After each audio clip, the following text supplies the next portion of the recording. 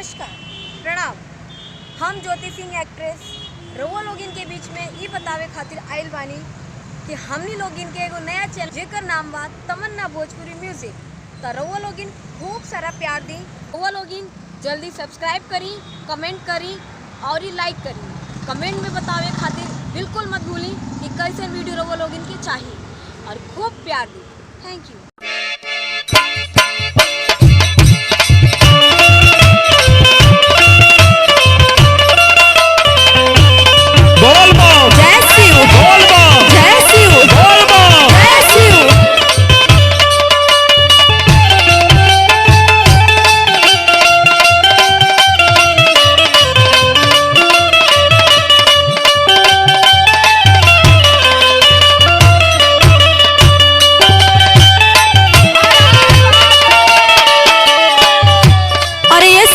का हो धनिया बोला। अरे है सावन आ गइल, बोल बम ना चले के? अरे देखो तरुण इतना बड़ी महामारी आई बटे, का बोल बम करे जाइबू तू? अरे ना ना हम जाइब। सुना सुनावा। चढ़ल बसवनवा लगे नहीं मनवा, हम जाइब देव घर हमरो के ले आई हा।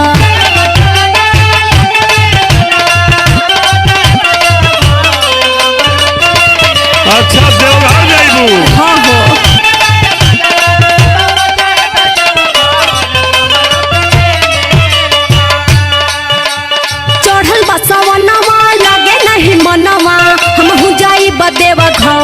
हमरो के ले आई हा, कीन के गेरुआ कांवर हमरो के ले आई हा। अच्छा गेरुआ कांवर चाहिए तो के? हाँ हो।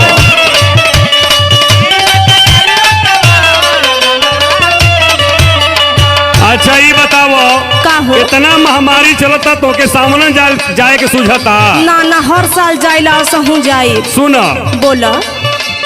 एहो हमर धनिया मानिला बचनिया, सुनली नया खबर घर ही में रहे के बरुए। अरे अपना रह के हो।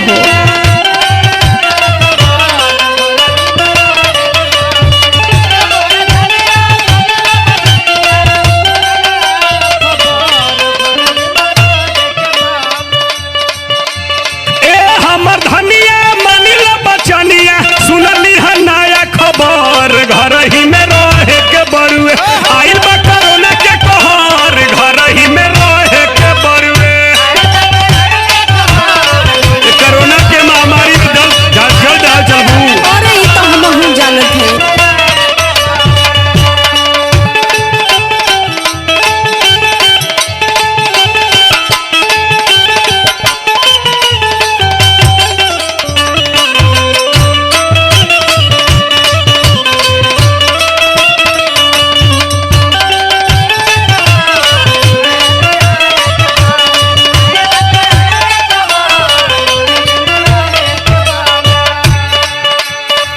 हमके समझावा बुझावा मत कोरोना कोरोना। काहे हो? काहे कि सगरी सब लोग देखा ना हो, दिलीप अपना मेहरारू के लेके जात हूँ, छोटू जात हूँ, जेके राज जात हूँ। बाप रे बाप, सबे जाता तो तू हूँ जाइबू। बोला तब का सुना। सुनावा। कि सैया तू संगे हमारा चलन हो,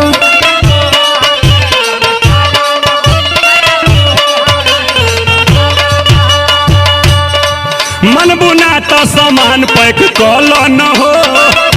हाँ हाँ चला चला चलो ना मन तो चलो।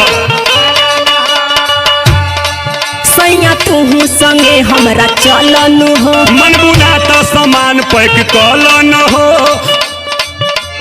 रहे पड़ी बच के सबका से हट के,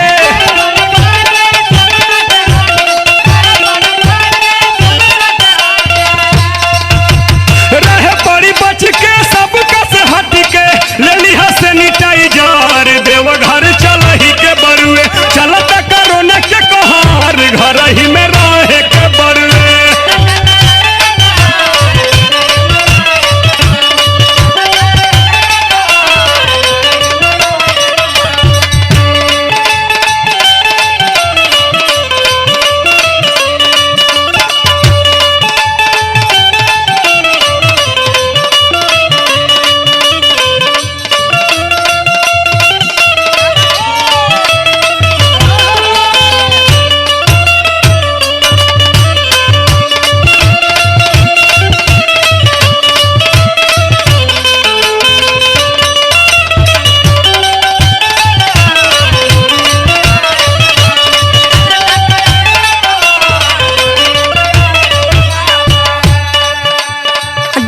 हाँ बताव।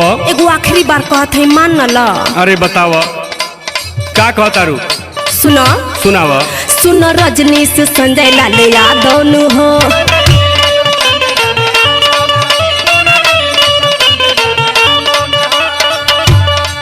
हम बानी मजबूर तोहरे आगे नु हो। अरे ऐसा मत कहो।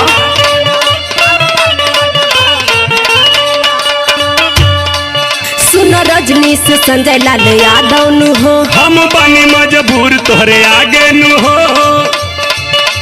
कैला बारू पागल पीछे पीछे लागल।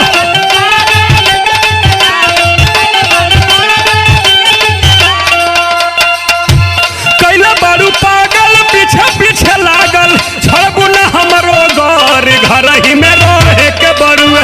चलो त कोरोना के कहर घर ही में रहे के बरुए।